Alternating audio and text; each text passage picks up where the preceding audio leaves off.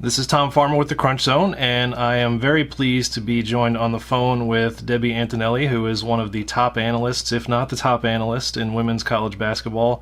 A very long history with women's college basketball, both promoting and analyzing. Debbie, how are you today? Thank you so much, Tom, for inviting me on your show. I appreciate it. Everything's going well. That's great. You're down in Miami for the Miami-Clemson game tonight, is that right?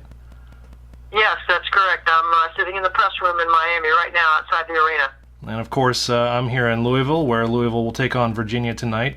But first question, Debbie, you obviously have connections to Ohio State. You did a lot of work there. Given those connections, did you quietly enjoy that Louisville's one loss was Ohio State? I love to see great basketball being played anywhere that people can score and pay attention to the detail of the game. So I happened to watch that Ohio State game because I was prepping for Ohio State against Maryland for the Big Ten opener. So it was a well-played game by the Buckeyes. Yeah, Jeff Waltz would agree with you, I believe. But the main reason we wanted to talk to you today is because when the AP voting came out on Monday, there were two first-place votes for Louisville. I think one came out of Oregon, and then the second was yours. And so that made us want to talk to you and kind of get the thought process behind that. There's been a lot of churn in the top 10 of the women's AP Top 25 this season for obvious reasons. But what are one or two of the specific things about Louisville that encouraged you to give them that first-place vote this time around? I've been an AP poll voter for 12 years. This year, the history of my poll, I have Louisville anywhere from 8 to 2 from the beginning, including the preseason. I think this year we have more parity, which to me, by definition, means equal. And because we have a lot of teams that are equal, we're splitting hairs over who are the best teams and why. And in my opinion, right now, Louisville has terrific guard play. And when you have great guard play, you've beat Oregon head-to-head, and you're the RPI #1 team. That has been the reason why I've left them at the top of the poll. That's great. And speaking of that guard play, Dana Evans getting a lot of accolades this season. Jasmine Jones playing very well since the Christmas break. Did you expect those two, after the loss of Erica Carter and Asia Durr, did you expect Dana Evans and Jasmine Jones to settle in so quickly?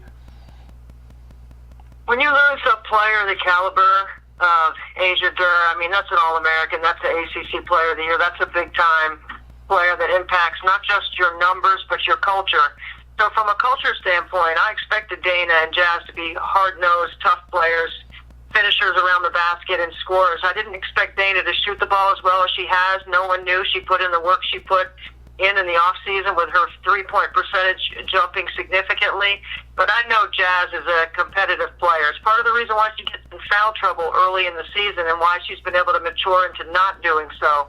But I think the combination of Dana Evans and Jasmine Jones gives Jeff Walz a lot to work with in the backcourt. And what are one or two things that you see as weaknesses with this team right now that could potentially upset a deep tournament run for them? I think one of the things that could bother Louisville is when they go against a really tough scoring front line, not a front line that just rebounds and plays defense. I think being able to score from all five positions when they play against teams like that could be an issue for them, although they did a terrific job with the Oregon scout and being able to beat Oregon when they were the #1 team. I think that's one thing that I would worry about is a bigger front line that can score and then that affecting their post depth.